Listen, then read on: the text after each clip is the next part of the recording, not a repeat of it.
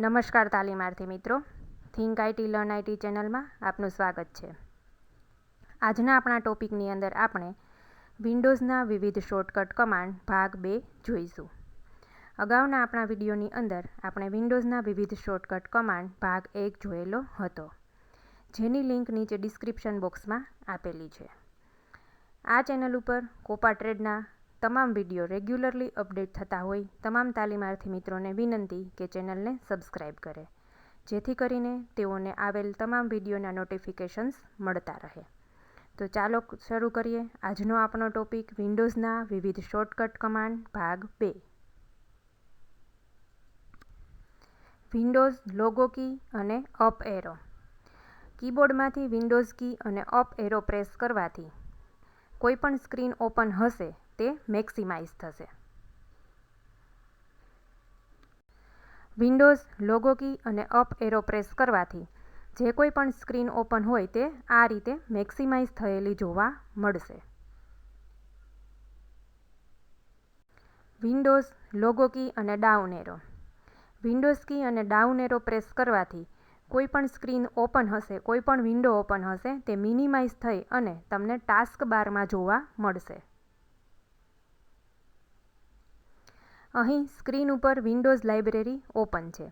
હવે કીબોર્ડમાંથી Windows logo કી અને down arrow press કરવાથી તે મિનિમાઇઝ થઈ અને તમને ટાસ્ક બારમાં જોવા મળે છે.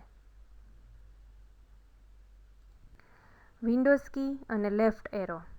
કીબોર્ડમાંથી વિન્ડોઝ કી અને લેફ્ટ એરો પ્રેસ કરવામાં આવે ત્યારે જે કોઈ પણ વિન્ડો ઓપન હશે તે મેક્સિમાઇઝ થઈ અને સ્ક્રીનની લેફ્ટ સાઈડ એટલે કે ડાબી બાજુ તમને જોવા મળે છે. જ્યારે કીબોર્ડમાંથી વિન્ડોઝ લોગો કી અને લેફ્ટ એરો પ્રેસ કરવામાં આવે ત્યારે જે કોઈ પણ વિન્ડો ઓપન હશે તે મેક્સિમાઇઝ થઈ અને સ્ક્રીનની લેફ્ટ સાઈડ આ રીતે તમને જોવા મળે છે. વિન્ડોઝ લોગો કી અને રાઇટ એરો. વિન્ડોઝ લોગો કી અને રાઇટ એરો પ્રેસ કરવામાં આવે ત્યારે જે કોઈ પણ વિન્ડો ઓપન હશે તે મેક્સિમાઇઝ થઈ સ્ક્રીનની રાઇટ સાઈડ એટલે કે જમણી બાજુ જોવા મળે છે. જ્યારે કીબોર્ડમાંથી વિન્ડોઝ કી અને રાઇટ એરો પ્રેસ કરવામાં આવે ત્યારે આ રીતે જે કોઈ પણ વિન્ડો ઓપન હશે તે મેક્સિમાઇઝ થયેલો અને સ્ક્રીનની રાઇટ સાઈડ જોવા મળે છે. કંટ્રોલ, અલ્ટર અને ટેબ. કીબોર્ડમાંથી કંટ્રોલ, અલ્ટર અને ટેબ કી પ્રેસ કરવામાં આવે ત્યારે જે કોઈ પણ એપ્લિકેશન્સ ઓપન હશે તેની વચ્ચે તમે સ્વિચ થઈ શકો છો, એટલે કે એક એપ્લિકેશનમાંથી બીજી એપ્લિકેશનમાં મૂવ થઈ શકો છો. કંટ્રોલ, અલ્ટર અને ટેબ કી પ્રેસ કરવાથી જે કંઈ પણ એપ્લિકેશન ટાસ્ક બારમાં ઓપન હશે તેના વચ્ચે તમે સ્વિચ થઈ શકો છો. આ રીતે તમને એક સ્ક્રીન જોવા મળશે, તેમાં ઓપન એપ્લિકેશનના આઇકોન ડિસ્પ્લે થાય છે. તમે જ્યારે કીબોર્ડ પરથી કી છોડી દેશો ત્યારે જે પણ આઇકોન ઉપર હશો તે આઇકોન તમને આ રીતે ઓપન થયેલો તે એપ્લિકેશન જોવા મળશે. અહીં માઇક્રોસોફ્ટ પેઇન્ટ ઓપન થયેલું છે. હવે તમે જ્યારે કોઈ પણ બીજા આઇકોન ઉપર મૂવ થઈ અને કીબોર્ડમાંથી કી છોડી દેશો તો જે આઇકન પર હશો તે એપ્લિકેશન ઓપન થયેલી જોવા મળે છે. વિન્ડોઝ લોગો કી અને પ્લસ અથવા તો માઇનસ સાઇન. પ્લસ અથવા તો માઇનસ સાઇન વિન્ડોઝ લોગો કી સાથે પ્રેસ કરવામાં આવે ત્યારે મેગ્નિફાયર ઓપન થાય છે. જે એપ્લિકેશન અથવા તો ડેસ્કટોપ ઉપર તમે હશો તો તેની ઉપર જે પણ કંઈ આઇટમ રહેલી હશે તે તમને મોટા સ્વરૂપમાં જોવા મળે છે. વિન્ડોઝ લોગો કી અને પ્લસ અથવા તો માઇનસ સાઇન.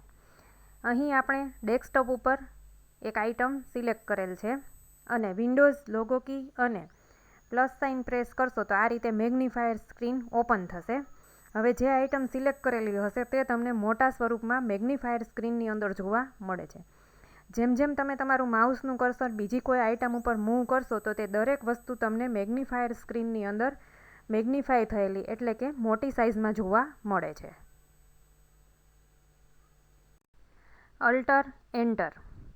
અલ્ટર અને એન્ટર કી કીબોર્ડમાંથી પ્રેસ કરવામાં આવે ત્યારે જે કંઈ પણ આઇટમ સિલેક્ટેડ હશે તેની પ્રોપર્ટી તમે જોઈ શકો છો. તેનો પ્રોપર્ટી વિન્ડો ઓપન થશે.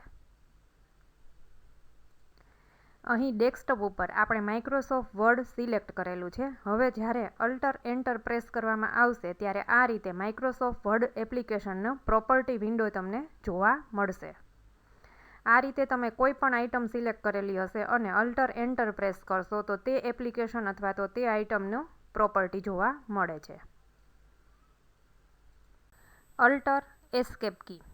જ્યારે કીબોર્ડમાંથી અલ્ટર એસ્કેપ કી પ્રેસ કરવામાં આવે ત્યારે જે સાયકલની અંદર તમે આઇટમ ઓપન થયેલી હશે, એટલે કે જે ક્રમની અંદર તમે એપ્લિકેશન્સ ઓપન કરેલી હશે તે ક્રમ અનુસાર તમને જોવા મળશે. અહીં આપણે માઇક્રોસોફ્ટ એક્સેલ ઓપન છે, માઇક્રોસોફ્ટ વર્ડ અને પેઇન્ટ ઓપન છે, જે તમે ટાસ્ક બારમાં જોઈ શકો છો. હવે તમે અલ્ટર એસ્કેપ કી પ્રેસ કરશો તો જે ક્રમમાં એપ્લિકેશન ઓપન હશે તે તમને વારાફરતી સ્ક્રીન ઉપર જોવા મળે છે. અલ્ટર અને લેફ્ટ એરો. કીબોર્ડમાંથી જ્યારે અલ્ટર અને લેફ્ટ એરો પ્રેસ કરવામાં આવે ત્યારે તમે આગળ જે કંઈ ફાઇલ, ફોલ્ડર કે એપ્લિકેશન ઓપન કરેલી હશે તેની અંદર મૂવ થઈ શકો છો, એટલે કે બેક જઈ શકો છો. અહીં આપણે ગૂગલ ક્રોમ ઓપન કરેલ છે, જેની અંદર ગૂગલની વેબસાઇટ ઓપન છે, જેમાં હવે આપણે જીમેઇલ ઉપર ક્લિક કરશું તો આપણને આવી સ્ક્રીન ડિસ્પ્લે થશે. હવે આપણે ફરી આગળના વિન્ડો જે ઓપન હતો તેમાં મૂવ થવું હોય તો અલ્ટર અને લેફ્ટ એરો પ્રેસ કરશું તો તમે બેક જઈ શકશો. આ રીતે આગળની સ્ક્રીનની અંદર તમે ફરી મૂવ થઈ શકો છો. અલ્ટર અને રાઇટ એરો. અલ્ટર અને રાઇટ એરો છે તે અલ્ટર અને લેફ્ટ એરોનું વિરુદ્ધ કામ કરશે. એટલે કે અલ્ટર લેફ્ટ એરોથી તમે બેક જઈ શકતા હતા તો અલ્ટર અને રાઇટ એરોથી તમે ફોરવર્ડ જઈ શકશો. તમે આગળ જે કંઈ સ્ક્રીન ઓપન કરેલી હતી, જે કંઈ વિન્ડો ઓપન કરેલો હતો તેની અંદર તમે મૂવ થઈ શકો છો. અહીં આપણને ડેસ્કટોપ ડિસ્પ્લે થાય છે. હવે આપણે માય કોમ્પ્યુટર ઓપન કરીએ છીએ, જેની અંદરથી આપણે કોઈ પણ એક ડ્રાઈવમાં જઈશું. હવે ફરી આપણે માય કોમ્પ્યુટરમાં આવ્યા. હવે અલ્ટર અને રાઇટ એરો પ્રેસ કરશું તો આપણે આગળ જે કોઈ સ્ક્રીન ઓપન કરેલી હતી તેમાં ફોરવર્ડ એટલે કે મૂવ ફોરવર્ડ થઈશું. આ રીતે આપણે અલ્ટર લેફ્ટ એરોથી બેક થઈ શકીએ છીએ અને અલ્ટર રાઇટ એરોથી ફોરવર્ડ મૂવ થઈ શકીએ છીએ.